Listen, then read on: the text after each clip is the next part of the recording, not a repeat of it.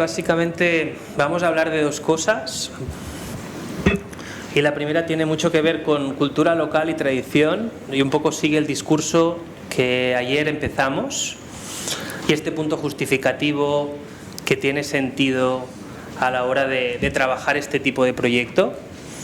Y luego vamos a ver otra acerca de ecodiseño, que también es un tema y un aspecto muy importante en este taller y que vais a colaborar con lo que serían las asociaciones.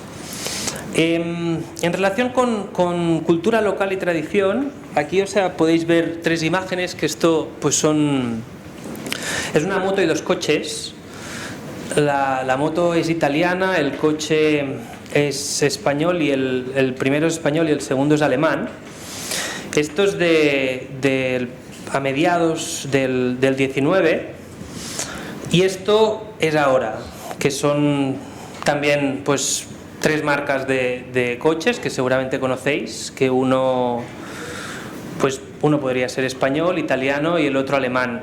Si os fijáis, o sea, el que sería el carácter de esos vehículos que había en la imagen anterior, con el carácter que tienen estos vehículos, ¿qué veis aquí? ¿Qué ha pasado? ¿Alguien? Son muy parecidos, ¿no? ¿Y por qué? ¿Por qué son muy parecidos? Es porque es un modelo que para ser fácilmente reconocible y que pudiera sumar a los niveles de confort esperados para un precio bajo. Estamos hablando de que las marcas trabajan por un usuario concreto, ¿no? Analizan el usuario e intentan como satisfacer. Por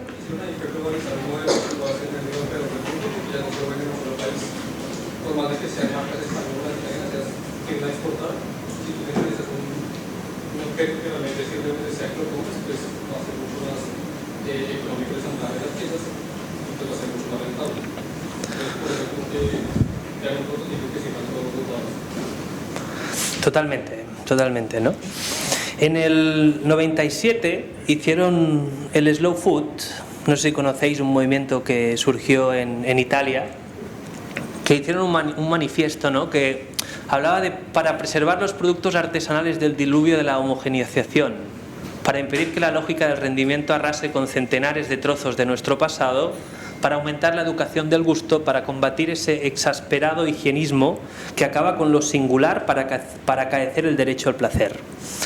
O sea, hay esta estandarización, esta normalización, esta globalización, que en unos aspectos es bueno y pues ha hecho de que hubiese un acceso a toda una serie de cosas, pero en otros aspectos puede ser considerado, yo no diría como malo, pero sí que tenemos el derecho y la responsabilidad como diseñadores de preguntarnos, ¿no? De intentar preguntarnos el porqué, de intentar, o sea, buscar el motivo y un poco plantearnos también nuestra aportación, nuestra contribución en el sistema, ¿no? No sé si conocen esto. ¿Esto les suena, esta imagen? Es una construcción de una playa en Japón, se llama Seagaya Ocean Dome, y es particular e interesante ver que esta construcción se ha hecho como a 200 metros de una playa, pero lo que es interesante de esta construcción es que la arena es blanca y limpia, la temperatura es agradable, hay una temperatura controlada, el viento, la humedad, ¿no? Y la entrada cuesta $50, ¿no? Forma parte un poco de las incoherencias estas, ¿no? De lo actual, ¿no? O esta imagen, por ejemplo, ¿dónde creen que es esto? Esto parece que sea México, sí, pero esto es un parque temático que está aquí, en Tarragona, se llama PortAventura, está a 1 hora y media hacia el sur y tienen esta recreación, ¿no? de una área temática, ¿no? Que en este caso sería México. Todos hemos estado en restaurantes mexicanos, ¿no? Y todos hemos podido probar tener, o sea, esa aproximación, ¿no?, a lo que sería la cultura particular, ¿no?, o autóctona en cada lugar, ¿no? ¿Esto alguien sabe de dónde es? Entonces, ¿alguien ha estado? ¿Habéis estado aquí? ¿No? ¿Tú has estado en el Venetian? Sí. ¿Habéis estado en Venecia? ¿No? Bueno, esto forma parte pues parte también de estos puntos que tiene.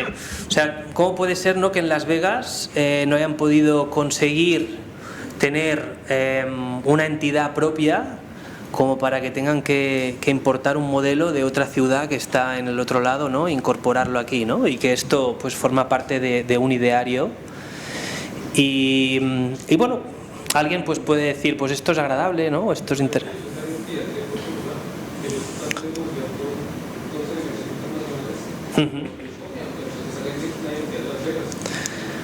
¿Pero esto es la identidad de Las Vegas o de...?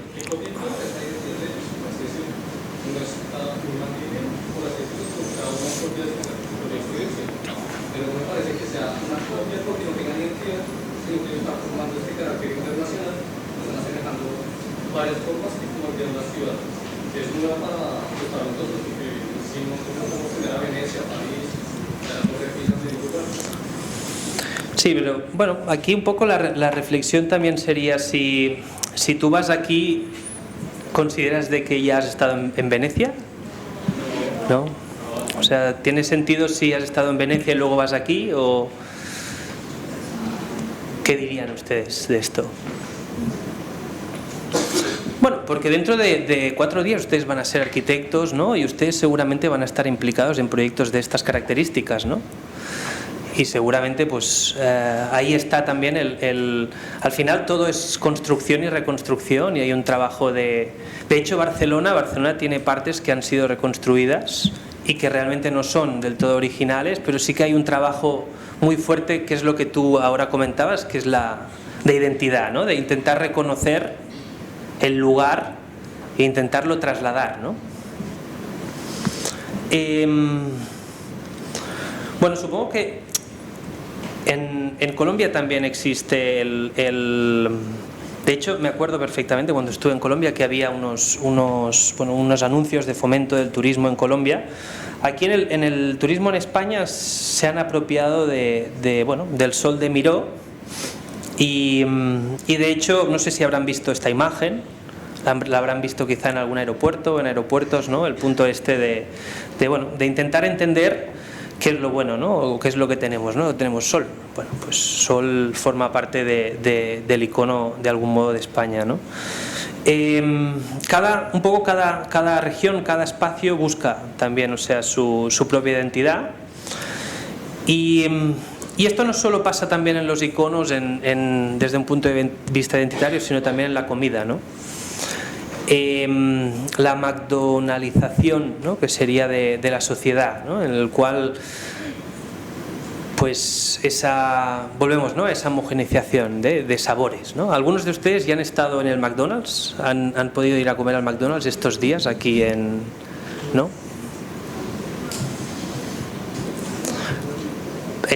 ¿Por qué? ¿Por qué no han ido a comer al McDonald's? ¿No habrán hecho 2.000 o 20.000 kilómetros? ¿Cuántos kilómetros han hecho? ¿Alguien lo sabe? 5.000, ¿no? Son 5.000. Están los bitácoras, creo, en la 3ª o 4ª página ponen la distancia que han hecho. ¿Cuántos? 8.000 kilómetros. No han hecho 2.000 kilómetros para ir a comer en un McDonald's, ¿no? Con la riqueza que tenemos aquí, ¿no?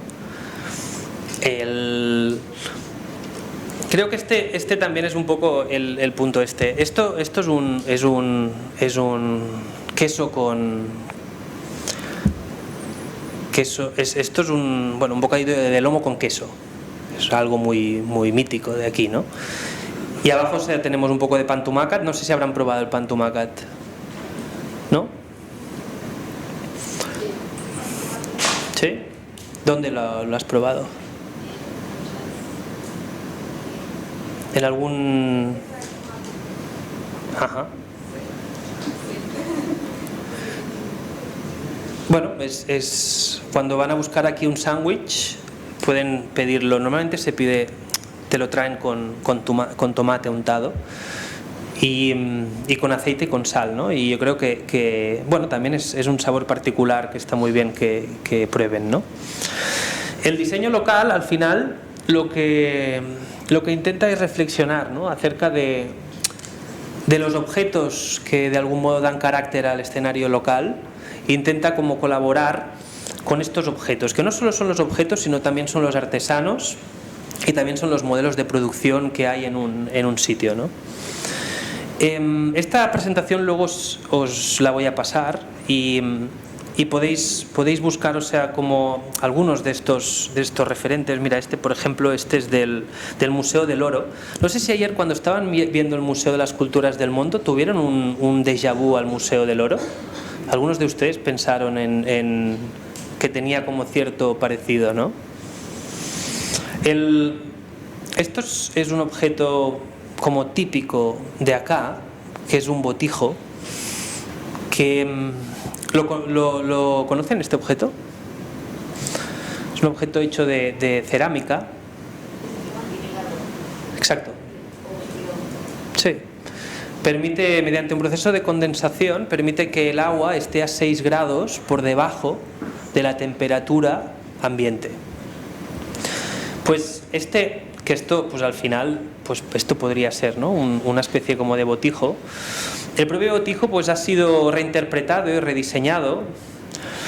Y aquí les pongo varios ejemplos de varios diseñadores que han cogido este elemento como tradicional y lo han actualizado, ¿no? Entre ellos, por ejemplo, Héctor Serrano y Cul-de-Sac, Martín Azúa, la gente de 10+10 Diseño, ¿no? Este punto de el Chay Mañosa, que hizo una lámpara, Martín Azúa, está este punto de al final, el concentrar esta mirada en la tradición no es nada más y nada menos para plantear, actualizarla, para intentar entender cuáles son las cosas buenas y que de algún modo tenemos como que reinventarla, ¿no?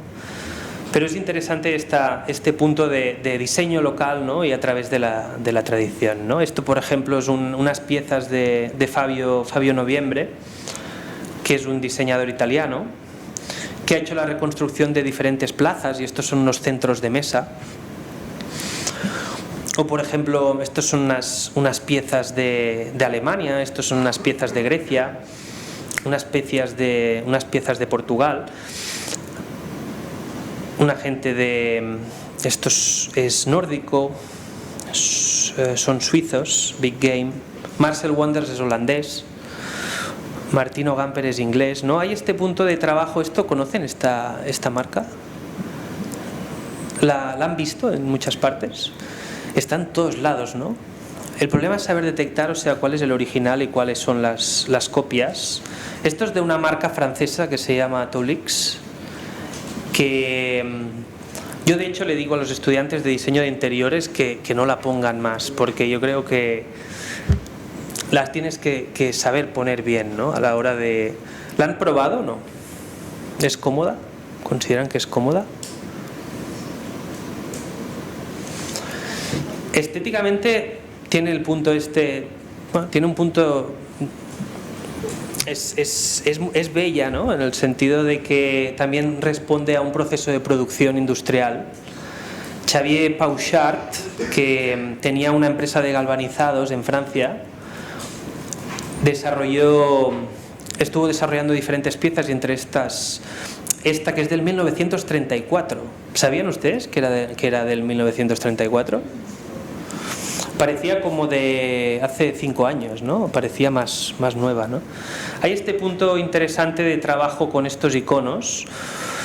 Esto es la expo, el pabellón de España de Shanghái de Benedetta Tagliabue, inspirado en una cesta.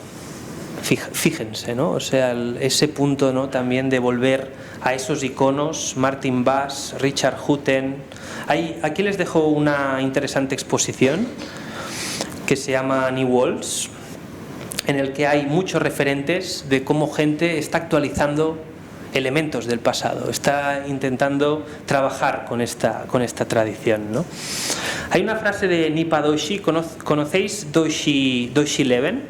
esta gente. Es un estudio de Londres que tiene una fuerte identidad india y de algún modo pues ellos trabajan desde Londres, pero ellos trabajan, exploran esta mezcla de culturas y una exótica inspiración india. De hecho, aquí podemos ver unas piezas para tefal y luego otras piezas que son para moroso. Es interesante, en una entrevista que le realizaron a Nipa Doshi, y dijo: la globalización es generalmente visto como una destructora de la cultura local. Nos gusta ver la globalización como una forma de mejorar la diversidad y perturbar la homogeneidad, como un intercambio equitativo entre culturas, ahora que tenemos acceso a otras partes del mundo como nunca antes. Bueno, es interesante, pero han conseguido hacer un lenguaje propio, local, como un propio estilo, ¿no? Y ya para finalizar luego les voy a pasar esto. Esto es un artículo que aparece en Harvard Business Review, que han hecho Eric, John y Nicholas, que han hecho la pirámide del valor. ¿Cuáles son los elementos que la gente valora cuando compra algo, sea un producto o sea un servicio? Todo esto lo han simplificado con unos iconitos, y si os fijáis, una de las cosas más importantes es lo que ellos llamaban como self-trascendencia, que tiene un impacto social. Luego, cosas que te permiten life-changing, que te cambian la vida, y luego hay este punto emotional, de diseño emocional, ¿no? Y es muy interesante que la nostalgia, el punto de nostalgia, aparece al lado de la estética, al lado del wellness, al lado del fun and entertainment, como un valor altamente comercial, ¿no? Y bueno, esto hasta aquí sería como esta primera charla acerca de la tradición, y con algunos referentes que luego pues les voy a pasar por el WhatsApp y que podemos comentar. No sé si he dicho algo con sentido o habéis encontrado sentido a algo de esto que he dicho. Hay, ¿no? Volviendo al tema que teníamos antes, ¿no? De esos tres coches iguales, ¿no? Y intentar plantear esa diferenciación, ¿no? Como diseñadores de producto y también como arquitectos, ¿no? En intentar saber reconocer bien nuestros orígenes, saber un poco entender muy bien nuestros valores, y el intentar transmitir muy bien en nuestro trabajo este punto de identidad, ¿no? Al final, o sea, en la construcción personal de cada uno pues va a construir su super yo, y pues vais a construir vuestras propias identidades, vuestros propios estilos, y podéis decidir también, o sea, qué es el tipo de diseño que queréis hacer, ¿no? Y bueno, este es un poco la reflexión, ¿no? Acerca de este punto de la tradición, ¿no? ¿Cómo puede ser, ¿no? Que yo creo que, no sé si habéis mirado mi página web. ¿Alguno de vosotros ha estado navegando con mi página web? ¿Habéis visto algunos de los productos? Yo creo que lo moderno, ¿no? O sea, lo que realmente es moderno es saber mantenerse, bueno, tener ahí el límite, ¿no? O sea, de qué es lo que es realmente moderno en el momento actual, ¿no? Y creo que hay este punto de intentar romper completamente de todo nuestro legado, de todo, o sea, lo que nos ha hecho llegar hasta aquí. Y creo que este punto de diseño de tradición, de intentar encontrar un lenguaje propio a través de una identidad propia, es un camino que pues hay una serie de gente que estamos siguiendo y que podéis encontrar en los referentes que os he dado, ¿no? La segunda parte sería de diseño participativo y codiseño. Tiene 52 slides, pero vamos a saltar porque me interesa como que queden como algunos conceptos clave que creo que son importantes también de cara a vuestro ejercicio. Al final, yo creo que bueno, el otro día me presentaron un poco, esto es un mapa, una línea de trayectoria en la que podéis ver un poco los estudios y un poco mis vinculaciones como profesionales. Eso está muy bien quizá ahora, cuando lleváis un tiempo, está muy bien que lo hagáis como ejercicio, ¿no? Que es lo que... Yo empecé estudiando ingeniería, luego estudié diseño y luego he acabado estudiando publicidad. Como veis, he estado estudiando mucho, de hecho todavía estoy estudiando porque estoy haciendo el doctorado también acerca de educación y diseño. Y mientras he estado estudiando, he estado trabajando para otras empresas y trabajando también para la mía, la propia. Una cosa que es horrorosa, o sea, estudiar y trabajar es durísimo. Realmente es una cosa como que no se lo recomiendo a nadie y es una cosa que, o sea, llevo haciendo casi desde hace como 18 años, ¿no? En los últimos proyectos he estado como trabajando con diferentes perfiles, pero he estado siempre trabajando mucho con este punto de control. No control, sería como relación con las personas, ¿no? Hay esta matriz, no sé si la conocéis, la matriz del propósito. ¿Esto lo habíais visto antes? ¿Alguien la ha rellenado esto? Por curiosidad. Es como un balance, ¿no?, entre lo que te gusta, lo que haces bien, lo que el mundo necesita y por lo que te pagan o por lo que te pagarán. Yo creo que está muy bien también en algún momento de vuestra vida, quizá cuando terminéis, o sea, o más adelante, el intentar plantearos la matriz esta del propósito, ¿no? Yo hice la matriz del propósito y vi, o sea, que al final me gustaba mucho este punto de estar con la gente, de trabajar con las ideas no solo mías sino también de los demás y intentar acompañar a los demás en el desarrollo de estas ideas, ¿no? Y de hecho casi los últimos proyectos en los que me he implicado han sido relacionados con esto, ¿no? Con diferentes diseñadores, diferentes artesanos, diferentes procesos participativos entre emprendedores, gente que quiere lanzar productos o que quiere como potenciar ideas, ¿no?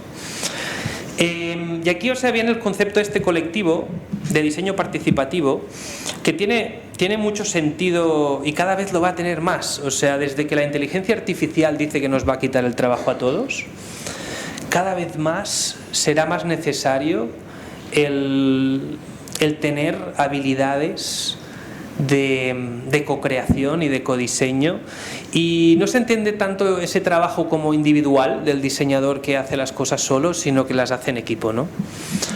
Esto es un esquemita, ¿no?, de lo que sería ese trabajo, ¿no?, que a veces se llama como in-house, dentro o fuera, ¿no? Casi nunca el diseñador o el arquitecto trabaja solo, siempre trabaja con un cliente, y es muy importante que a ese cliente lo incentive para que forme parte del proceso creativo, ¿no?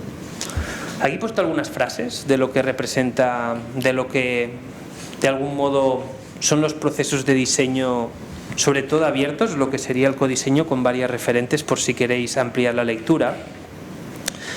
Hay Roberto Bolullo que aquí tiene un vídeo, y si clicáis en este enlace podéis ver un vídeo que habla acerca de la co-creación y el codiseño. Y a este punto del trabajo en grupo, ¿no?, que es lo que quería trasladar, el trabajo en grupo y sobre todo el diseño abierto. ¿Sabéis qué es el diseño abierto? Ahí detrás, ¿no? ¿Tú sabes qué es el diseño abierto? ¿Esto? ¿No? ¿No suena?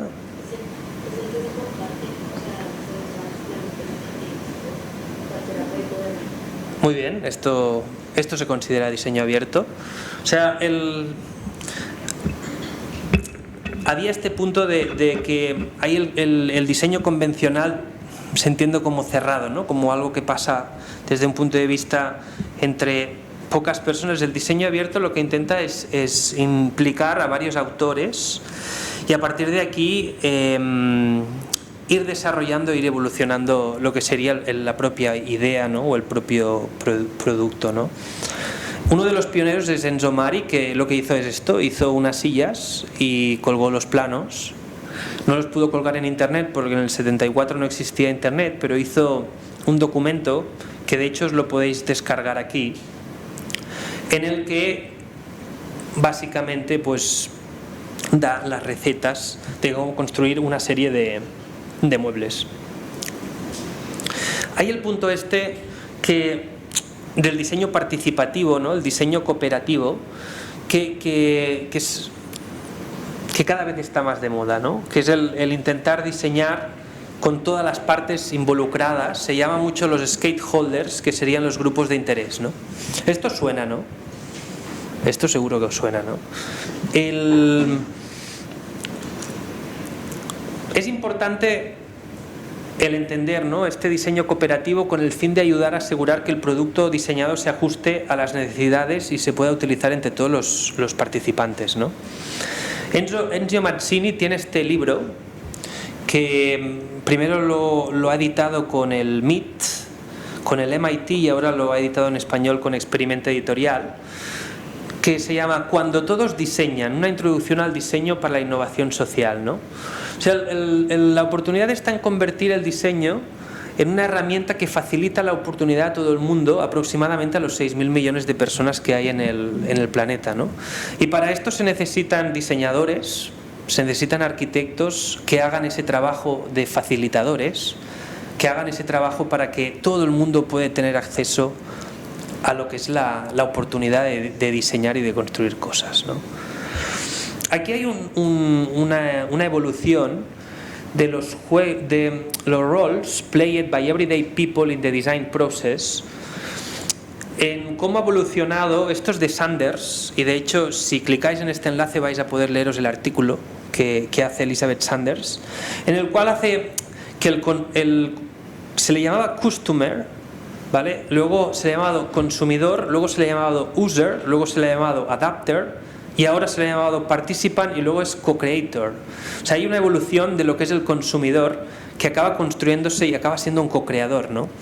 Y para esto, vuelvo a repetir, se necesitan diseñadores que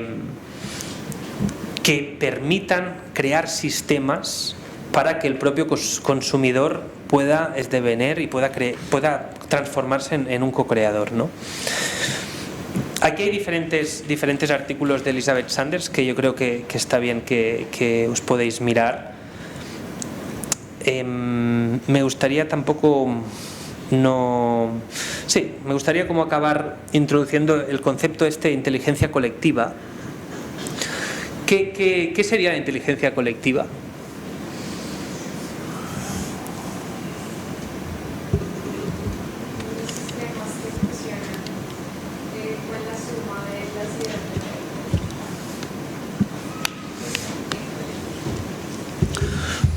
Más definiciones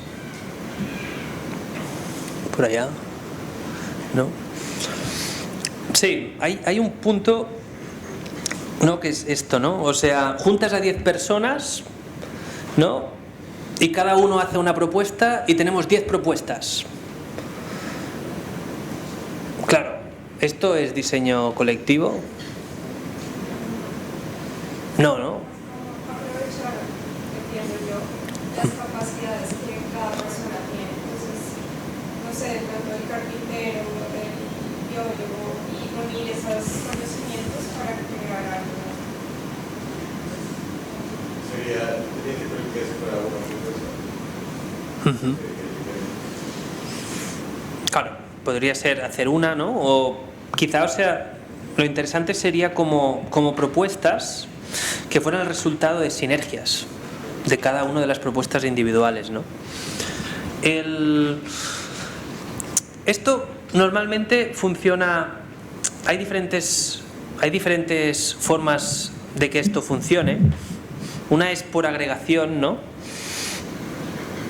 Pero es importante, ¿no?, el hecho de que, o sea, juntar a la gente tiene un coste, y que solo merece la pena juntar a la gente si el resultado es mayor que la suma de las aportaciones individuales de cada uno en un grupo, ¿no? Esto es básicamente una de las definiciones de inteligencia colectiva que más me gustan, ¿no? Al final, o sea, que es más inteligente, ¿no? O sea, un grupo de personas muy, muy brillantes que no saben, o sea, que actúan colectivamente de modo estúpido, o gente ordinaria que sabe generar soluciones sabias? ¿Qué es mejor?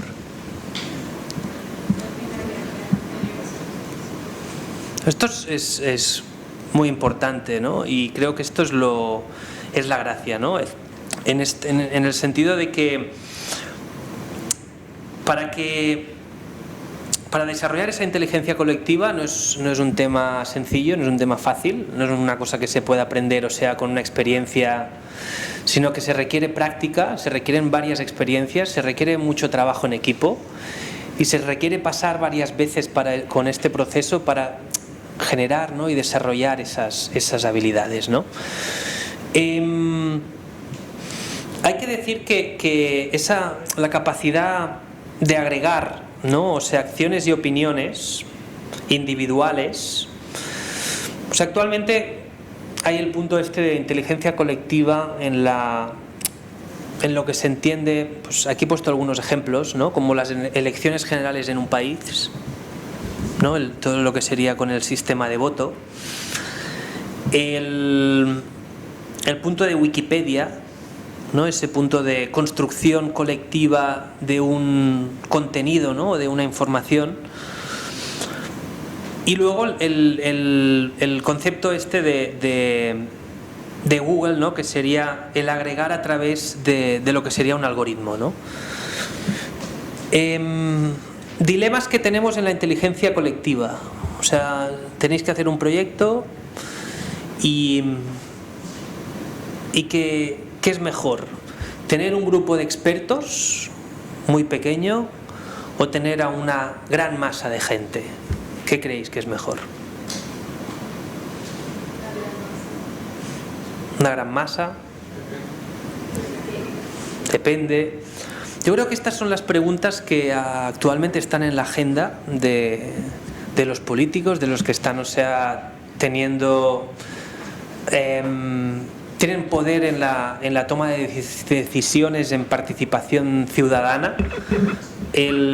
Bueno, pocos son los dilemas de si realmente, o sea, metemos recursos en agrupar a un grupo de gente, ¿no? Hay el punto de la diversidad versus la eficiencia. ¿Qué es mejor? ¿Que el grupo de gente sea muy distinta y que quizá no se entiendan entre ellos, o que sea muy parecida y que vayamos a conseguir más eficiencia o más afinidad? ¿Qué es mejor? Todas son depende. Pero creo que, o sea, lo importante es ir haciendo esas reflexiones, porque en algún momento, o sea, vais a tener esa oportunidad de plantearos si formamos un equipo, qué equipo formamos, ese equipo con qué personas lo formamos, qué roles damos a cada una de esas personas en el equipo, ¿no? Hay el punto de eficiencia versus legitimidad. El punto, o sea, es importante que el equipo esté muy bien coordinado, o es importante que en el equipo haya gente muy legítima. Bueno, son conceptos que yo creo que lanzo y que son difíciles como de resolver, pero creo que son interesantes de reflexionar, ¿no? Aquí podemos ver un proyecto que es un mapeo hecho. Es un proyecto que trabaja aspectos de seguridad en distribución urbanística en un barrio de México, ¿vale? Para este proyecto, pues podemos contratar a un grupo de 10 arquitectos, o podemos hacer, como en este caso hicieron, un proyecto de participación ciudadana. Cogieron pues a las personas, a los habitantes de este lugar, y les dijeron: oye, en este mapa, ¿dónde tú sientes miedo de seguridad cuando tú estás pasando por aquí, ¿no? Y aquí estamos, o sea, otra vez en este dilema. Contratamos a 10 arquitectos muy buenos para que nos hagan el mapa en aspectos de seguridad y distribución urbanística, o nos vamos a hablar con los 10 vecinos que están en este barrio no sé, aquí estaría bien, ¿no?, que alguien dijera uno y defendiera una posición y el otro defendiera la otra, ¿no? ¿Sí? Porque por más de que tú sepas mucho y seas el mejor arquitecto, no vas a llegar al mismo análisis de la gente que lo vive y se supone que se proyecta para los que lo viven. Entonces, por más de que tú te pongas en el trabajo de analizar y todo, pues no tienes la experiencia real. Pero yo también voy a decir, digamos que muchas veces uno quiere saber bien qué quiere, entonces sería más que todo una pérdida de tiempo o colisión de ideas, en donde no sucede nada, y como el proyecto no progresa, pues es un estancamiento de recursos y no sirve para nada. Como los arquitectos cuyo enfoque y experiencia les permite ya saber cuáles son los intereses de otras personas, les permite que sea un proyecto mucho más cercano a lo que realmente necesitan. Exacto, yo creo que sería la mitad, ¿no? Tendríamos que pedirle a la gente del barrio, pero necesitaríamos unos expertos que supiesen de soluciones para saber ofrecerle soluciones a lo que esta gente ha observado, ¿no? Pero bueno, esto es un ejemplo que tiene que ver con esto, ¿no? Con inteligencia colectiva. Luego la red, ¿no?, de arquitecturas colectivas, esto lo conocéis, supongo. De hecho, ¿no? ¿Esto conocéis, esta red? De hecho, el PEI está en ella, ¿no? Pero ellos no lo saben. Ellos no saben que el PEI está en la red esta. Bien, aquí podéis encontrar en esta página web, que es Arquitecturas Colectivas, en una red de personas y colectivos interesados en construcción participativa en el entorno urbano. Podéis encontrar toda una serie de estudios, de agencias, de empresas que están trabajando en esta dirección y en este sentido, y que de algún modo pues están haciendo estos procesos de diseño participativos, co-creativos con comunidades, ¿no?, con la gente, ¿no?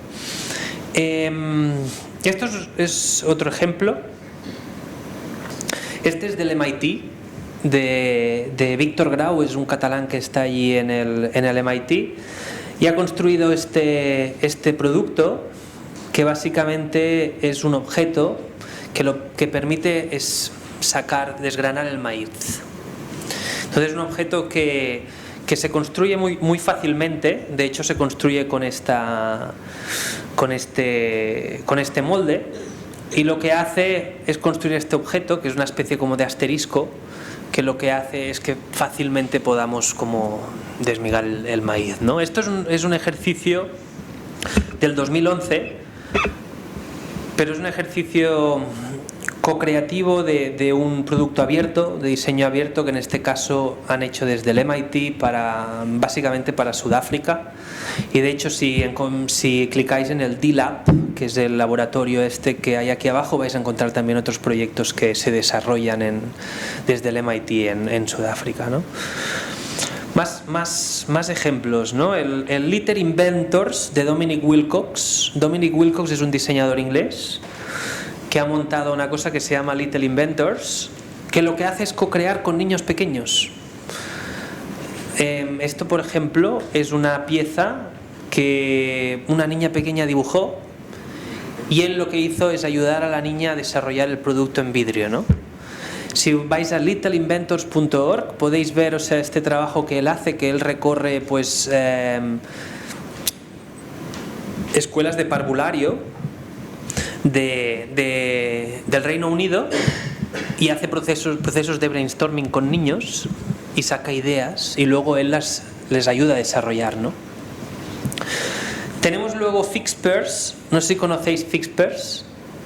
Es también, o sea, una plataforma muy interesante en el que se trabaja con un caso real. O sea, tenéis que buscar un caso real, yo que sé, vuestra abuela, vuestra tía, la vecina de arriba, la de al bar de abajo, y como diseñadores intentáis detectar un problema que ellos tienen, cosas como muy mundanas y muy simples, y les hacéis una propuesta y esa propuesta la colgáis aquí en Fixpers. Es muy interesante porque hay una base de datos con todo un conjunto de colaboraciones.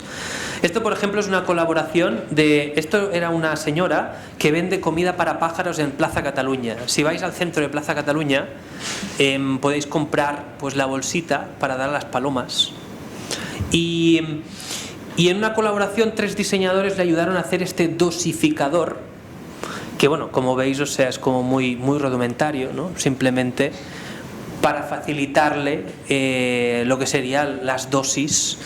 Y este es el punto este de what design can do y what design is doing, que realmente está impactando, ¿no? Este es Bernard Cuny, Dominic Wilcox con el Monster Project, Curro Claret, que vais a ver también la semana que viene os va a hacer una conferencia, que ha hecho unas luces, y luego la gente de la Col, ¿no? Y luego bibliografía, que también es interesante para acabar de complementar esto, ¿no? Yo lo que quería es básicamente hacer este recorrido y yo creo que introducir estos conceptos y un poco pues a animaros. Luego vais a ir a trabajar en las asociaciones, vais a ver qué es lo que colaboráis con las asociaciones, pero hay este segundo ejercicio, que es el de construir un farolillo, que lo que voy a hacer es, mientras Omar se prepara su charla, voy a repartir son unas estructuras de farolillo que nos han regalado de Omnium, y de lo que se trataría es de que cada uno co-creara en la personalización, customización, diseño de este farolillo con alguien de gracia. O sea, puede ser, desde el de la panadería de abajo, desde el bar, desde un vecino de la calle, desde alguien que esté en la asociación. Y el domingo un poco la idea está en presentar cada uno de estas colaboraciones. No sé si esto lo habéis entendido o no, lo que he dicho. ¿Sí? No sé si, Omar, si quieres empezar a prepararte. ¿Hay alguna duda o alguna cosa de...? Bueno, como nos vamos a ir viendo también estos días, yo os voy a pasar estas 2 presentaciones, mirároslo bien todo, y si hay, ostras, me ha quedado no sé qué, pues me venís y me preguntáis.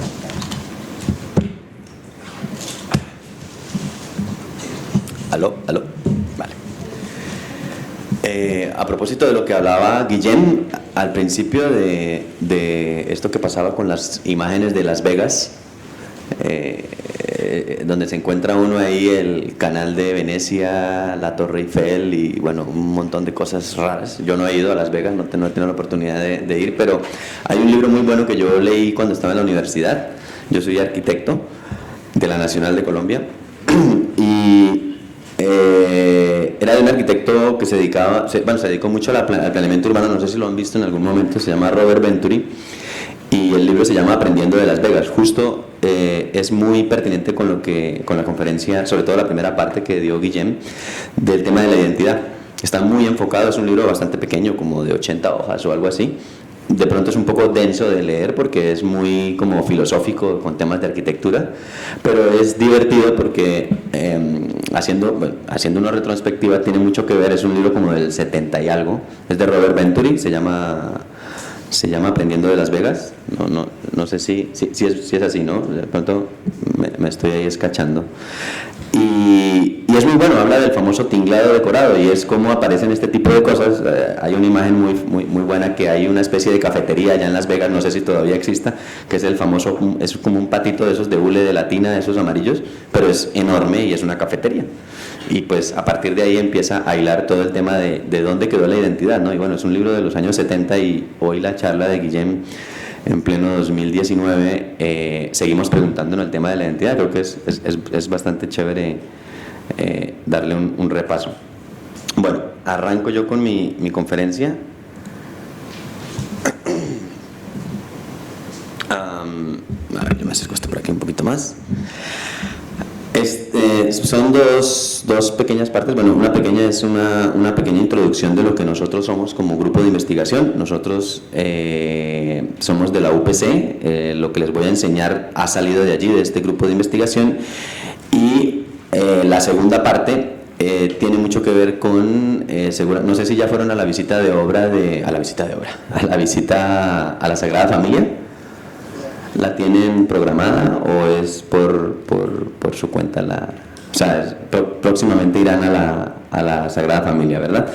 Entonces, lo que voy a mostrarles aquí, muy rápido, seguramente esta primera presentación intentaré ir muy rápido y son solo imágenes donde visualmente les enseñaré muestras de las cosas que hacemos desde el grupo de investigación. Nosotros hacemos morfología estructural y a partir de lo que nosotros hemos hecho, en la segunda parte de la presentación les mostraré cómo es que hoy en día un edificio tan particular y tan representativo de la cultura catalana, española y del mundo, yo creo, que es la Catedral de la Sagrada Familia, cómo desde hace más de 100 años se venía diseñando un proyecto específicamente por el arquitecto Antonio Gaudí y cómo hoy en día lo continúan diseñando para terminar de resolverlo. Finalmente, pues ya la conferencia no trata de toda esta historia, que seguramente ustedes ya la sabrán, y si no, pues es muy sencilla de ubicar, por internet se consigue fácilmente. Hoy en día es muy sencillo de ubicar esta información, pero lo que sí voy a remitirme es sobre el cómo se diseña una estructura tan compleja de tantos años y cómo hoy en día trabajan. Tuve la oportunidad hace unos 4 años de asistir a una visita allá a la Sagrada Familia y pude por lo menos escuchar de manos de los diseñadores y de los ingenieros y de los estructurales y bueno, cómo desarrollaban ellos algo con tanta identidad, con tanto poder de diseño además, porque estamos hablando de algo que identifica una ciudad y a digamos a toda una cultura, y pues como ellos hoy en día con la tecnología y con el desarrollo de esa técnica han logrado construir. Mostraré 4 ejemplos y luego al final pues se harán los paralelismos de finalmente nosotros hacemos cosas similares, son procesos simplemente de pensamiento para lograr un diseño específico. Entonces pues nosotros estas pequeñas imágenes son un poco muestra de lo que hacemos.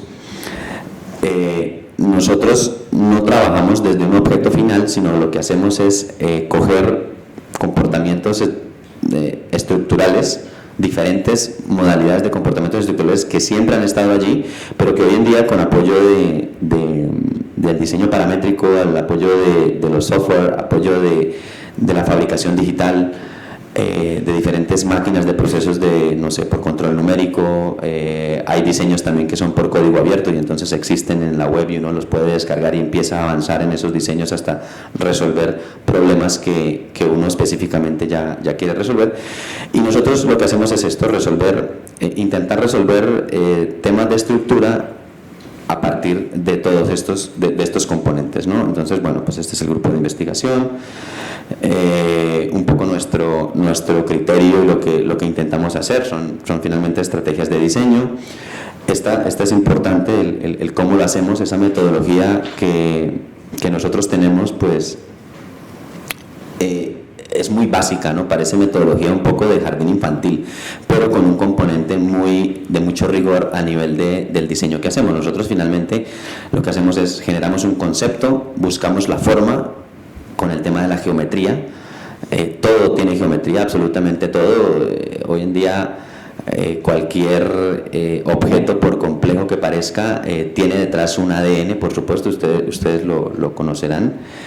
Y no porque alguien maneje un software y tenga el control de un software determinado quiere decir que haga diseño paramétrico. Conozco personas que sencillamente pues manejan Office o algo así, pero hacen diseños complejos a partir de diseño paramétrico, pero análogo, lo hacen a partir de modelos físicos y ir mejorando ese modelo físico. Entonces nosotros testeamos luego esa búsqueda de la forma, lo testeamos finalmente con estas 2 opciones, con un modelo físico y con un modelo digital. Esto nos lleva a unos resultados. Nosotros siempre intentamos dar el pequeño salto del cambio de escala. intentamos no quedarnos en una maqueta y intentamos el desarrollo de un prototipo. Y al final esto nos arroja nuevas líneas de investigación o nuevos caminos que seguir para el desarrollo de lo que vamos haciendo, ¿no? Básicamente estos son nuestros pilares un poco de lo que vamos manejando. Para nosotros es importantísimo la geometría, y esta charla, que está enfocada justamente en la Sagrada Familia y en el cómo se diseña la Sagrada Familia, está enfocada y tiene un componente importante en el tema geométrico.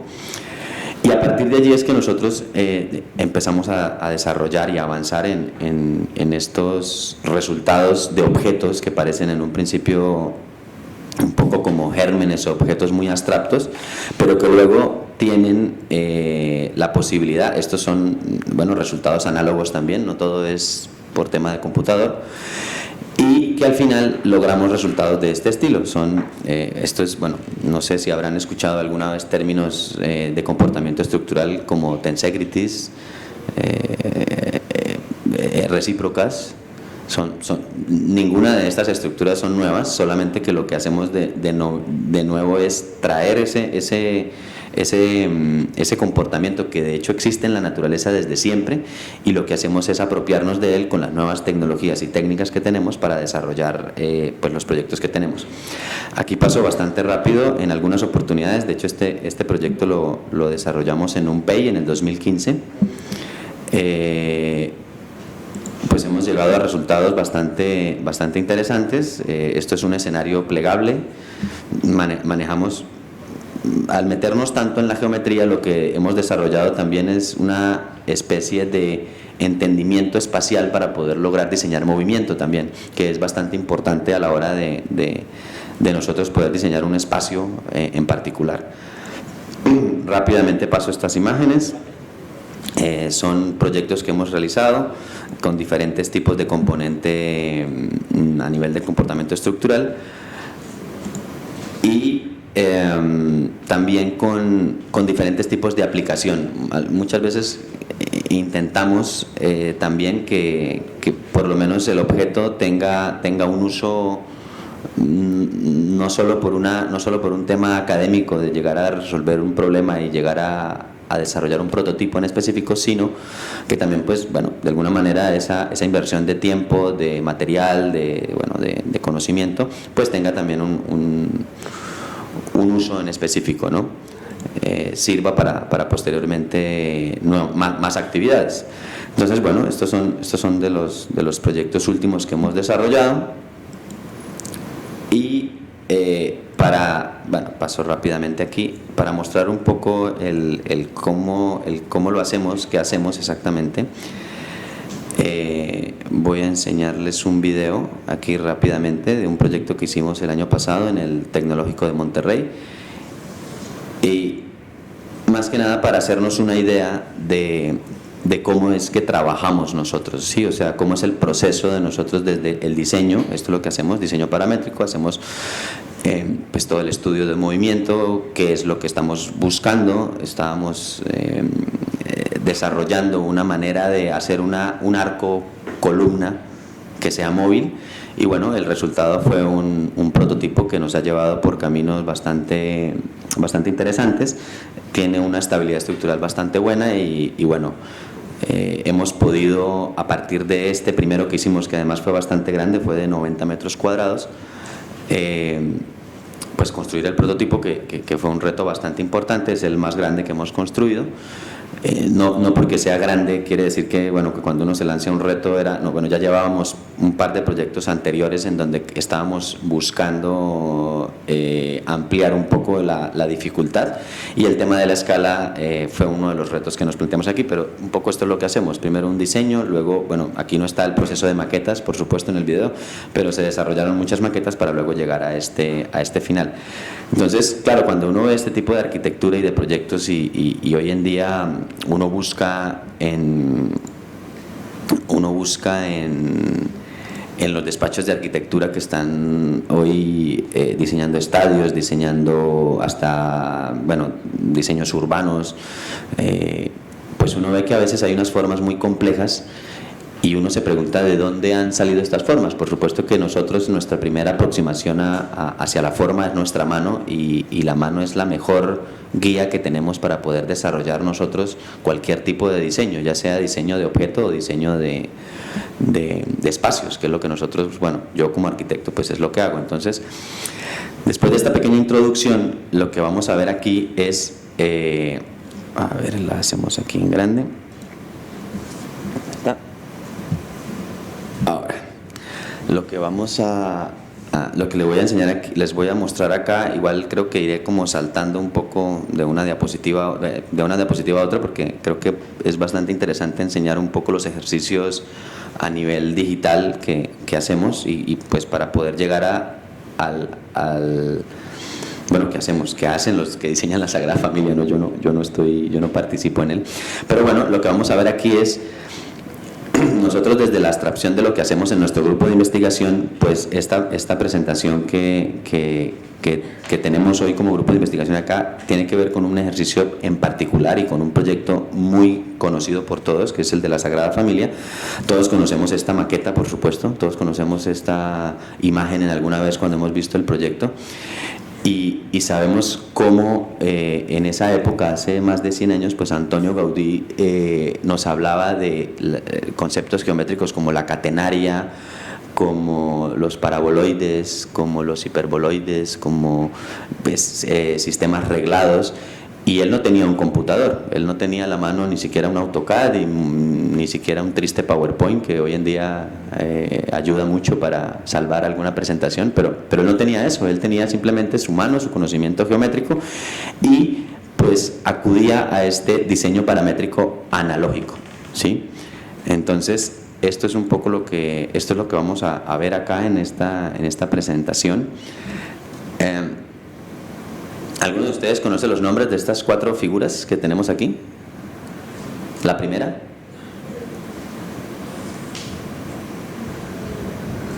De hecho, nombré algunos ahorita. La segunda. ¿Algún nombre de cualquiera de esta? ¿Esta la conocen? ¿Esta? ¿La primera? ¿Y por qué no la segunda? Es la silla de montar. Pues la segunda también se le puede poner a un caballo y funciona. ¿Qué diferencia hay entre la primera y la segunda? Sí, es verdad. Hay una matemática detrás, por supuesto. Pero a nivel de forma hay una diferencia ahí muy fácil de ver. Si proyectamos desde la parte de arriba, aquí el cuadrado, digamos que sería como si proyectáramos contra el suelo o contra algo que tuviéramos arriba. Hay un cuadrado que coincide sus esquinas con las líneas estas que están curvas de color lila, ¿verdad? Mientras que si hacemos ese mismo ejercicio en el otro lado, es como si un cuadrado, o casi un cuadrado realmente, si lo proyectamos es un cuadrado exactamente, pues estuviese rotado 45 grados. ¿Sí? Eso es lo que está pasando geométricamente, pero es la misma figura. Y de hecho estas 2 figuras de aquí pertenecen a una sola figura, que es esta tercera, que es un paraboloide hiperbólico, ¿sí? Lo que pasa es que ya está rotado en sus 360 grados, pero es la misma. Pero sí, nosotros podemos insertar estas dentro de esta grande de acá. Y esta cuarta última es un helicoide. Ahorita vamos a ver un poco cómo se desarrolla. Entonces, estas figuras son muy pertinentes y además tienen un sentido bastante visual con las imágenes de abajo y con las imágenes de la Sagrada Familia, además. Es decir, en esta primera imagen de la Sagrada Familia, observamos, luego lo veremos, pero pues hay ejemplos claros de un paraboloide hiperbólico, pues con sección de este estilo, con este tipo de sección. Luego tenemos también con paraboloides hiperbólicos, tenemos ubicados estas mismas geometrías acá. El paraboloide de revolución lo tenemos completamente visto acá. Es posible que por la perspectiva de la imagen de pronto no la logremos ver, pero bueno, más adelante en la presentación tenemos más imágenes más claras. Y luego, pues la famosa escalera se le conoce como escalera de caracol, pero que realmente es una escalera helicoidal, porque pues de caracol si fuese creciendo o decreciendo su geometría, como el caracol. Pero mucha gente cuando la ve dice, mira qué bonita la escalera de caracol, pero no lo es una escalera helicoidal y tiene un desarrollo geométrico bastante interesante que veremos ahí. Sobre esto me interesa muchísimo que más allá de la discusión que pueda haber, por supuesto, de si está bien, está mal, o lo que se está construyendo en la Sagrada Familia hoy en día tiene que ver o no tiene que ver con los diseños originales de Gaudí, pues que no es pertinente en esta conferencia. Lo que sí me gustaría es que tuviésemos una mirada más allá, y con esta imagen es con la que finalmente me gustaría terminar también, cómo esa geometría o estas imágenes, cuando uno entra a la Sagrada Familia se encuentra con algo que uno también, son formas súper complejas, son formas bastante difíciles de desarrollar. De hecho, estas imágenes que estoy enseñando acá hacen parte de la construcción posterior a lo que Antonio Gaudí diseñó, pero tenemos imágenes acá también, ya las veremos, de cómo lo que se diseñó desde inicios de Antonio Gaudí pues era muy complejo, pero toda esa complejidad se basaba en esa observación que el arquitecto tenía tanto en la naturaleza como en esa observación de cómo abstraigo eso que estoy mirando en la naturaleza para traerlo directamente y poderlo representar en un papel o en una maqueta, que era lo que él hacía. Entonces, ahí es donde viene algo muy fundamental y que hace parte del proceso de diseño que nosotros como grupo de investigación hacemos, y es la parte geométrica. Uno no se tiene que quedar con la imagen final o la imagen inicial que uno ve de un objeto. Yo recuerdo en los Olímpicos de Beijing, tuve la oportunidad de ver una conferencia sobre uno de los diseñadores que diseñó el edificio de El Nido del Pájaro. ¿Alguno lo recuerda? Que era como una forma de estadio, pero que había una cantidad de pórticos como puestos completamente al azar que uno pues difícilmente los entendía. Yo salí, fue como en el 2010 o en el 2011, que fui a una conferencia de uno de los diseñadores que trabajó en el equipo de diseño de ese estadio, y en esa época, sin yo conocer mucho de lo que hoy en día he podido aprender, digamos, quedé asombrado al ver que a ver si rápidamente aquí busco la imagen de ese estadio. El Pájaro Estadio, a ver si está por aquí. Aquí, este estadio es el que estoy yo hablando. Pues eso, si yo pongo una imagen de estas, pues esto es súper complejo, ¿no? O sea, uno queda ahí como bueno, ¿esto cómo lo hicieron? Cuando vi la imagen paso a paso de cómo desarrollaron este diseño, no recuerdo bien si eran entre 9 o 14 tipos de pórticos diferentes. Pónganle 14 pórticos distintos, solamente que los pórticos obviamente tenían una geometría distinta, pero eran pórticos y estaban dispuestos de una manera muy particular. Tenían una secuencia específica, y esa secuencia iba rotando y rotaba 3 veces y media o algo así, o 2 veces y medio, no recuerdo, y eso es la iteración que les arrojaba pues un computador, con lo cual ellos le metían unas variables de pues la cantidad de gente que tenían que tener, los pesos propios de las escaleras, todos los variables de un estadio. Ellos cogieron toda esa información y a partir de unos pórticos pues empezó a diseñar. Pues esto finalmente es lo que el diseño de este, son pórticos que van, de hecho aquí en esta imagen uno puede, no sé si aquí, sí, pues aquí se alcanzan a ver líneas rectas finalmente. Si uno traza perfectamente, ahí uno encuentra líneas rectas, y esos son los pórticos que están formando el estadio. Luego pues tiene elementos que empiezan a unir y a componer un poco ya una complejidad de la estructura, pero pues su ADN era sobre esto. Entonces aquí es donde uno empieza a cuestionarse ese resultado final. ¿De dónde, qué geometría hay detrás de esto? Entonces un poco lo que intentaremos recorrer aquí en esta pequeña charla. Han oído hablar de la catenaria, ¿verdad? Pasamos al primer ejemplo, por supuesto. ¿Alguien me puede explicar un poco en qué consiste la catenaria? ¿Qué es? O a nivel del comportamiento físico, ¿cómo funciona una catenaria o qué es una catenaria?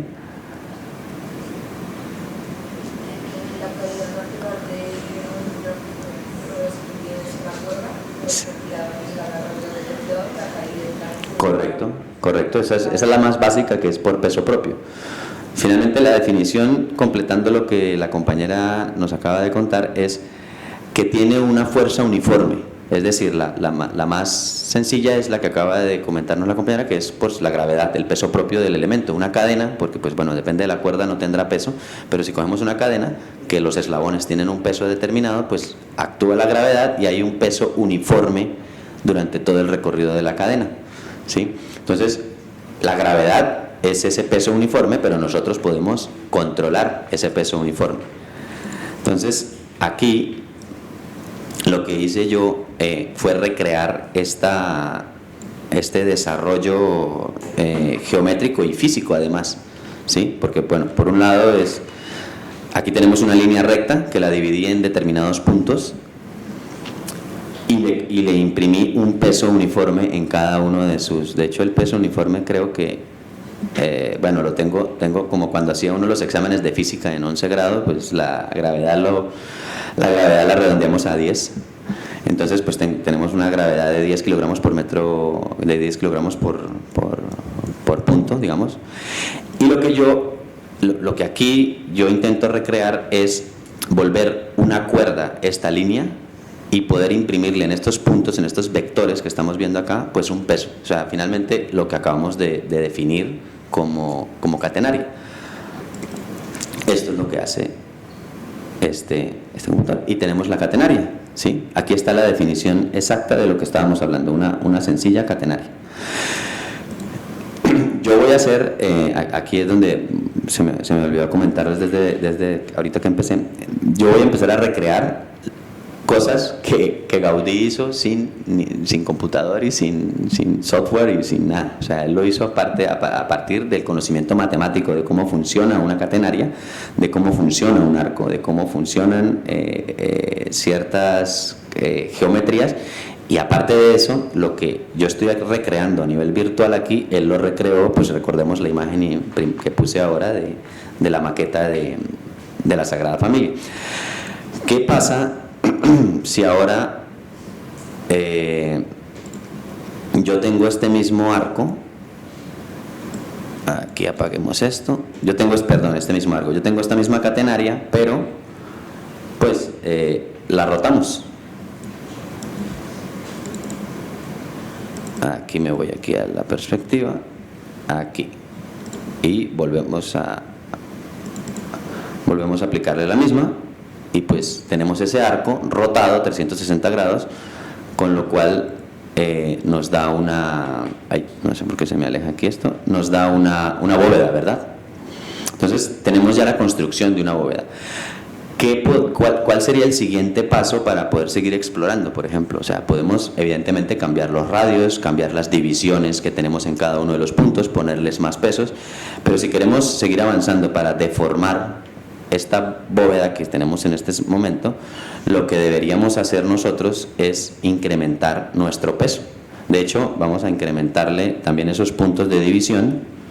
Ahora tenemos más puntos, y aparte de eso, pues ya no le vamos a imprimir la gravedad, sino vamos a imprimirle un peso que nosotros mismos vayamos a proponer. Vamos a irnos a un peso exagerado y vamos a revisar qué sucede con estos nuevos datos que le estamos dando. Vamos dándole una variable. Lo que estamos haciendo en este momento es diseño paramétrico digital. No confundamos cuando escuchemos la palabra diseño paramétrico con un computador y un software. No, este es diseño paramétrico digital. También podemos hacer esto mismo, que de hecho fue lo que hizo Antonio Gaudí en sus diseños iniciales a nivel análogo. Él, en vez de tener esto, pues él cogió su cuerda, su catenaria, y empezó a aplicarlo a los pesos que nosotros conocemos, ¿no? Bueno, apliquémosle el peso.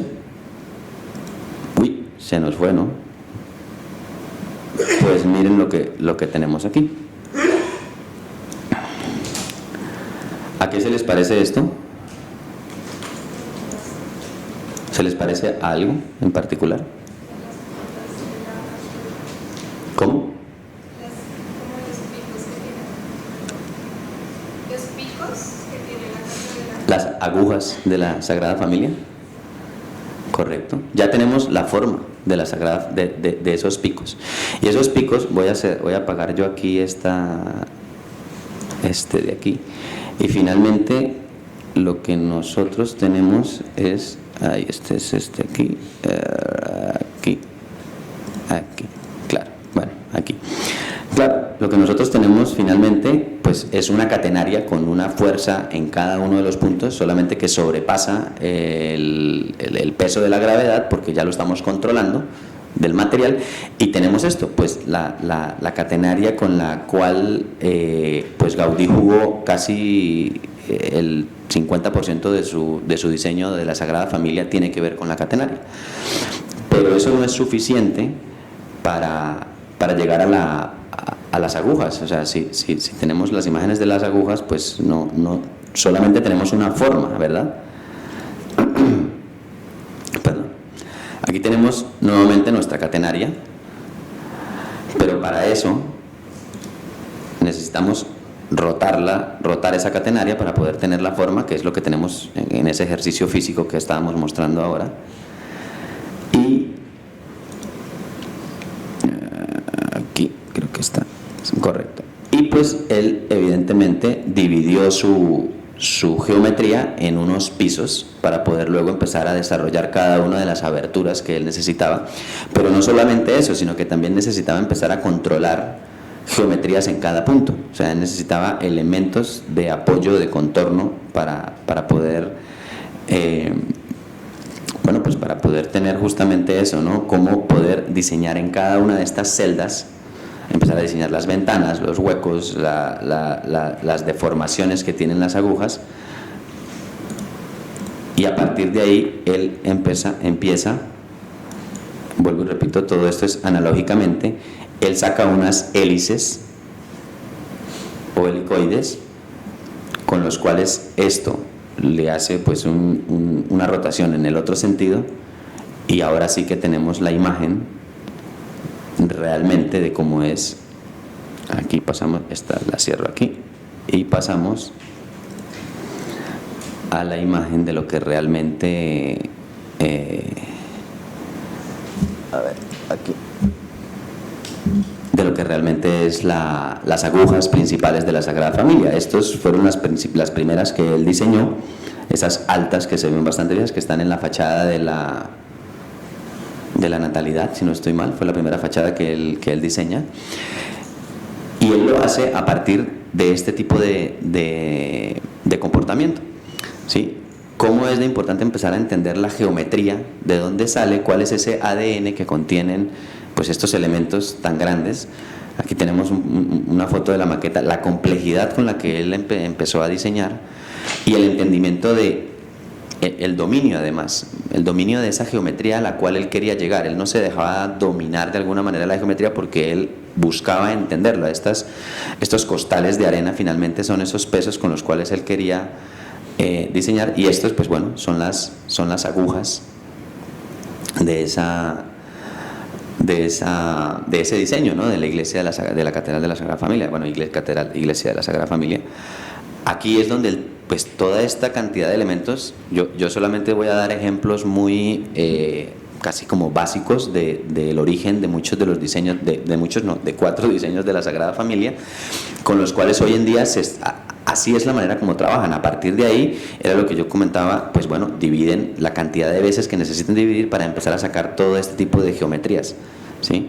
Y esto fue el primer diseño que él hizo sin tener un computador en la mano, sino simplemente a partir del conocimiento de la catenaria, ¿no? Aquí tenemos nuevamente la imagen en otro punto de vista, y llegamos al paraboloide hiperbólico. Aquí tenemos al final los 3 son los mismos, ¿sí? Entonces vámonos a ver cómo, de qué se trata el paraboloide hiperbólico. A ver, aquí vamos a ir primero al análisis de superficie, a este. Correcto. Vamos a ir a este primero para ver de dónde sale esta forma. Sí, aquí. Pues esta forma sale evidentemente de tener una rotación de un cilindro, ¿sí? No sé si eso lo tenían previsto. Aquí tenemos el cilindro, ¿sí? Nuestro cilindro básico, solamente que es una rotación torsión.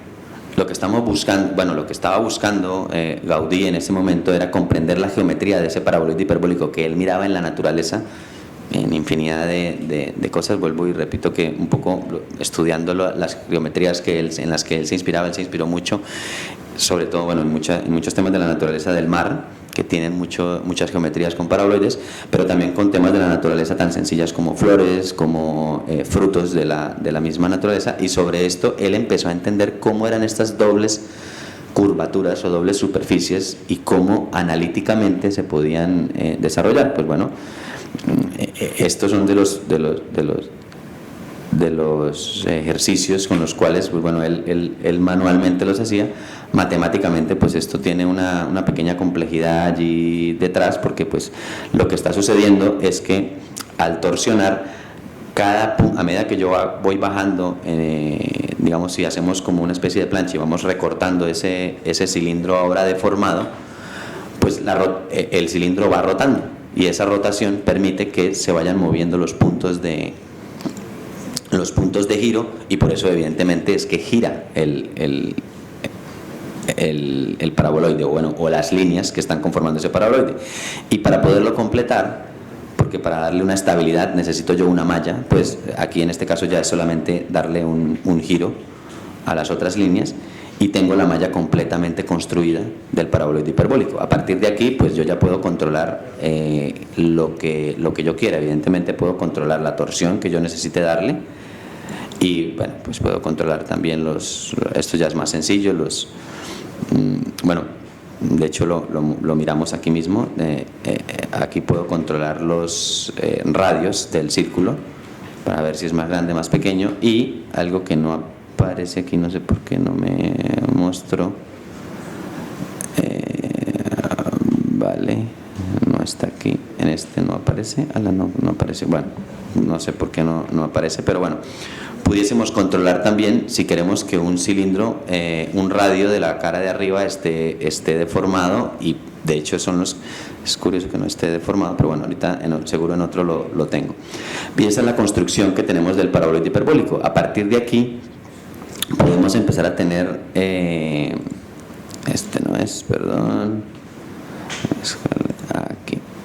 aquí este es el otro que quería enseñarles.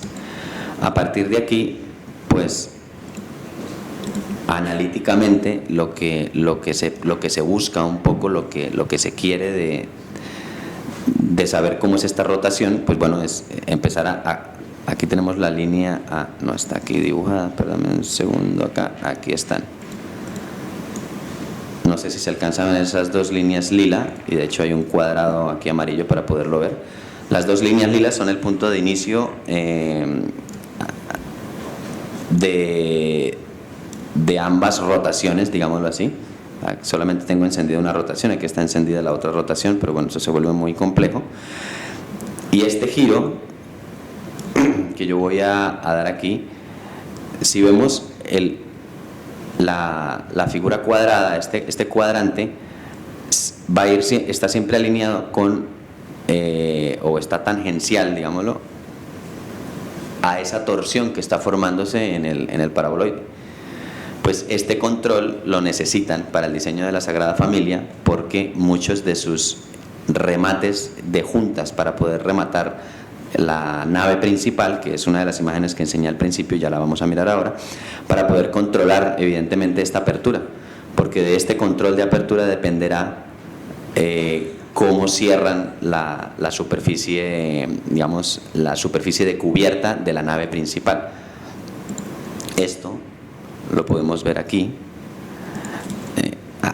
Este que está aquí es en la parte de abajo de la catedral, ¿sí? Este es uno de los, si ampliamos la imagen, que luego tengo una imagen ampliada en la parte, bueno, de hecho la imagen ampliada es esta, si recuerdan esta imagen, pues estamos viendo uno de estos círculos que están acá, ¿sí? Estos círculos pequeños, para poder rematar esta geometría, porque pues evidentemente Antonio Gaudí, el arquitecto, decidió tener unos puntos de apoyo ramificados y bueno, toda otra complejidad que va ahí detrás, pero necesitan resolver se necesita resolver estos temas, y de hecho pues todos estos diseños y todas estas respuestas son de ahora, de posterior al fallecimiento del arquitecto, y cómo han tenido que resolver esta geometría para poder ser lo más fiel posible a lo que se salvó de ese diseño original de los documentos y bueno, de esto. Aquí tenemos esta parte de la cubierta, y lo que sucede es que se deforma, como lo mostraba yo aquí en la otra imagen, deforman este paraboloide hiperbólico de revolución para poder lograr darle la geometría final deseada, que es, bueno, aquí aparte de eso, pues estamos viendo también procesos de fabricación de ellos, ¿no? Ellos finalmente resuelven muchas de las cosas con maquetas pequeñas, con máquinas de impresión 3D, antes de elaborar la pieza ya en situ y poderla desarrollar y fabricar. Esta es una de las caras, esta de hecho es la principal, que está en la parte superior, y aquí se observa perfectamente la geometría que estamos hablando, ¿sí? Y podemos ver también que, bueno, no sé si aquí se observa alguien, bueno, este creo que es una persona, debo de tener una foto más adelante de, aquí está. Pues aquí podemos ver la escala, ¿no? Esta es de la principal, porque sobre esta es donde está montada, donde va a ir montada la aguja principal de la catedral, y aquí estamos hablando de que, claro, aquí eso es una maqueta. Esto es una pequeña maqueta que está resolviendo, bueno, temas de uniones, temas de este despiece geométrico que hicieron del paraboloide, porque pues, lo que yo les enseñé en un principio pues simplemente es un desarrollo básico de cómo es el paraboloide, pero la complejidad que tiene la sección final que van a utilizar, pues tienen que utilizar este proceso de fabricar varios modelos, ensayarlos, probar cómo realmente, aparte de ensayarlos, luego ir cambiando de escala, porque al final lo que se va a tener es una pieza de este tamaño, ¿sí? Es una pieza que muchas de, o sea, se fundió ha sido fundida por partes, ya tiene y ha sido subida y montada y ensamblada en un sitio donde, para controlar eso, pues bueno, para eso están las grúas. Ustedes han visto la imagen de la Sagrada Familia, lleva no sé cuántos años con grúas, porque evidentemente la complejidad de las piezas es bastante fuerte, ¿no? Luego, a partir de aquí, luego de ver hay otros, luego en esta misma imagen, de hecho, que pasaron en la parte de atrás, luego retrocederemos aquí para mirarlas, están los otros paraboloides, los paraboloides que tienen sus esquinas centradas en las líneas, en las catenarias o en el paraboloide de la geometría. Aquí en este punto, aquí, antes de ver que tengo aquí, no, pues de hecho es este mismo, no lo muevo para nada. No, perdón, aquí mejor lo apago, y aquí vamos a ver rápido cómo se construyó un paraboloide hiperbólico a nivel geométrico, ¿sí? Pues a nivel geométrico lo que se necesita es tener, si alguien ha hecho alguna vez una maqueta arreglada de un paraboloide hiperbólico, pues finalmente son dos puntos bajos y dos puntos altos que tenemos para poder unirlos a través de una superficie de doble curvatura, pero pues que se pueden deformar ese paraboloide. Si lo han construido a partir de algunos ejercicios que se hacen, normalmente es bueno que están inscritos dentro de un cubo, y los puntos altos de unas esquinas del cubo son los puntos altos del paraboloide, y los puntos bajos de la esquina contraria son los del cubo. Pero también podemos nosotros deformarlo lo que querramos,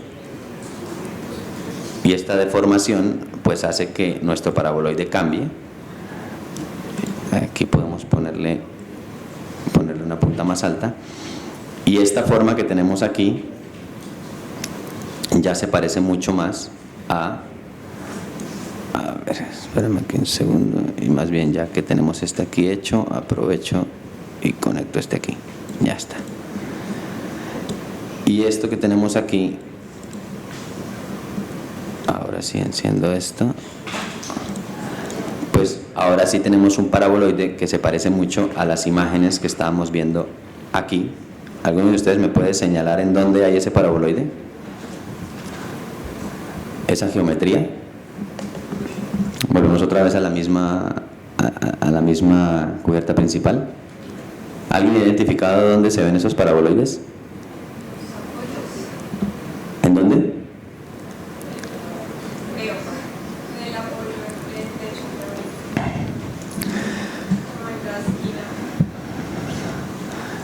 Son muchos los que se ven aquí. Todos estos de aquí, de hecho son huecos. Son paraboloides huecos, casi todos. ¿Sí? Esta cubierta es como un queso. Son huecos. ¿Por qué se necesita esto? Porque finalmente, para poder darle acordémonos que anteriormente estos centros están desarrollados con el paraboloide de revolución.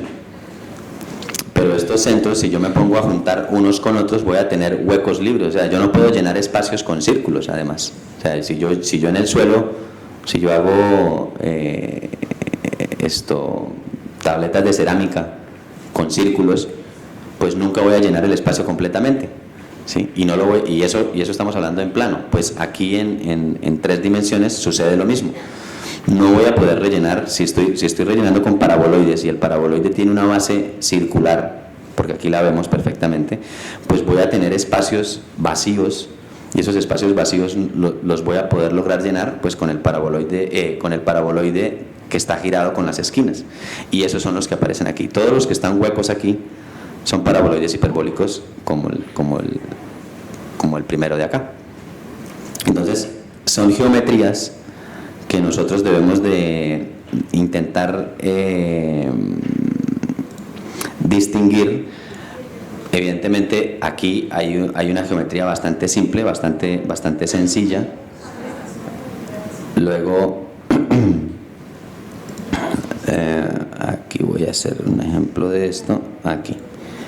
Luego, claro, podemos empezar a hablar que cuando dominamos pues una geometría volvemos a hacer lo mismo que con la catenaria. A la catenaria la catenaria inicialmente le imprimimos unas fuerzas, esa fuerza me genera una tensión y esa tensión lo que logró pues es darme una figura o una forma específica que es la que estoy logrando. Estas tensiones yo también puedo intentar desarrollar una geometría para luego, bueno, no sé, esto es simplemente un ejercicio que puse aquí, para luego crear algún tipo de cubierta ya más especializada. En el caso específico de la cubierta que tenemos de la Sagrada Familia,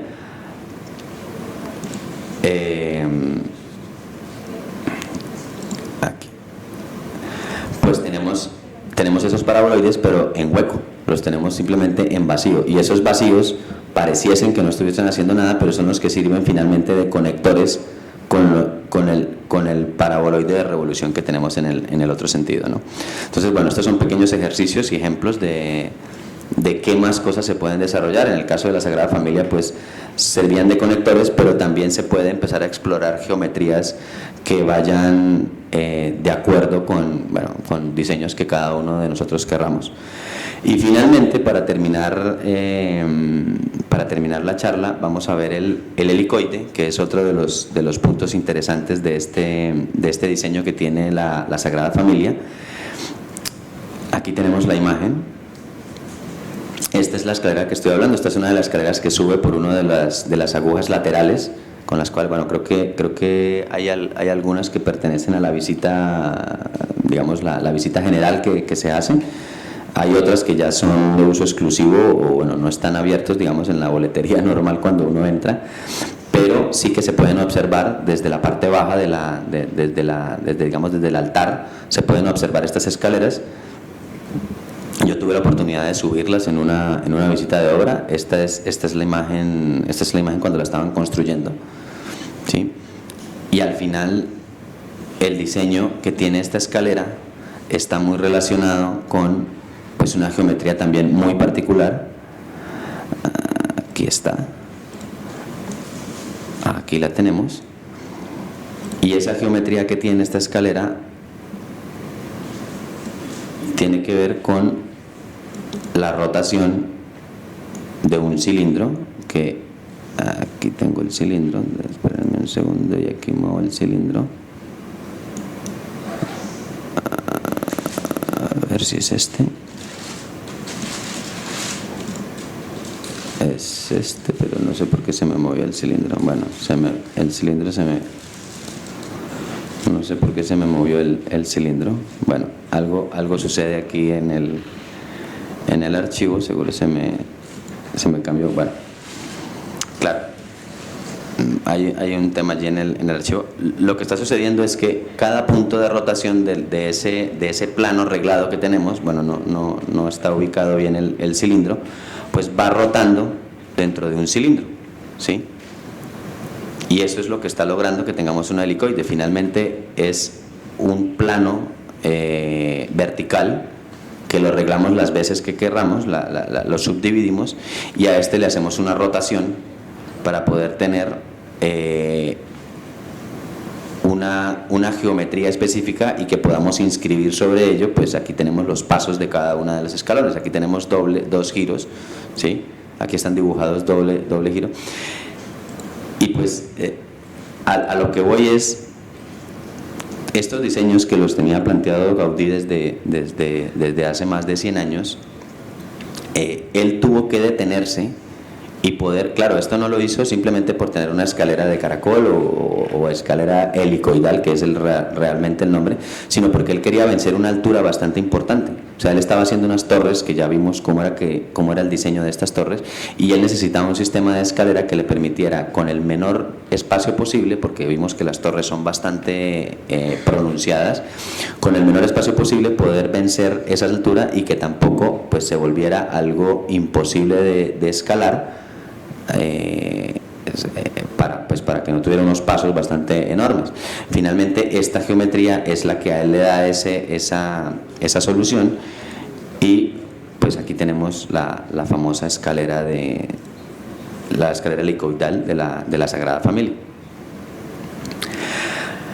Estos eran los 4 ejemplos. Rápidamente voy a enseñar unas imágenes de las oficinas del estudio que tuve la oportunidad de visitar hace 4 años, y es un poco el proceso que ellos realizan. Ellos evidentemente tienen la posibilidad de acceder a tecnología de punta, como son las máquinas de control numérico, las impresoras de 3D y bueno, todo tipo de máquinas de corte láser. Pero a pesar de eso, ellos siguen utilizando evidentemente procesos de maquetado, procesos de prototipado. Mucho de esto también tiene, digamos, a ello, el proceso de diseño que tienen en el despacho de la Sagrada Familia tiene que ver también con la restauración. O sea, ellos evidentemente están logrando terminar un edificio, pero ese edificio, la primera parte que se empezó a construir ya tiene más de 100 años. Entonces, en este proceso de restauración también tienen que intentar de descifrar esa geometría que hay detrás de lo que ya estaba hecho anteriormente. Y entonces, pues esto no solamente es diseñar lo nuevo, sino que también es diseñar para restaurar, ¿sí? Entonces, este valor y este valor geométrico que adquiere este proceso de diseño para poder mantener y controlar pues la construcción de un edificio tan complejo es lo que realmente lo hace a uno pensar un poco cómo son esos procesos internos, ¿no? Al final uno lo que ve es el resultado final, pero detrás de ello pues hay todo un trabajo de maquetado. Todas estas son prototipos, maquetas, y muchos de estos son impresiones 3D. Otro tema complejo es la toma de decisiones. Tomar decisiones no es tan sencillo. Eso, bueno, entiendo que hay un comité de diseño y hay un comité de obra bastante complejo, pero al final todo se centra bajo una dirección, que son pocas las personas las que logran tomar decisiones, porque también se volvería muy complicado el hecho de que cada cosa empiece a llevar un diferente tipo de diseño, ¿no? yo remato aquí con esta imagen como respuesta a eso de lo que estamos viendo.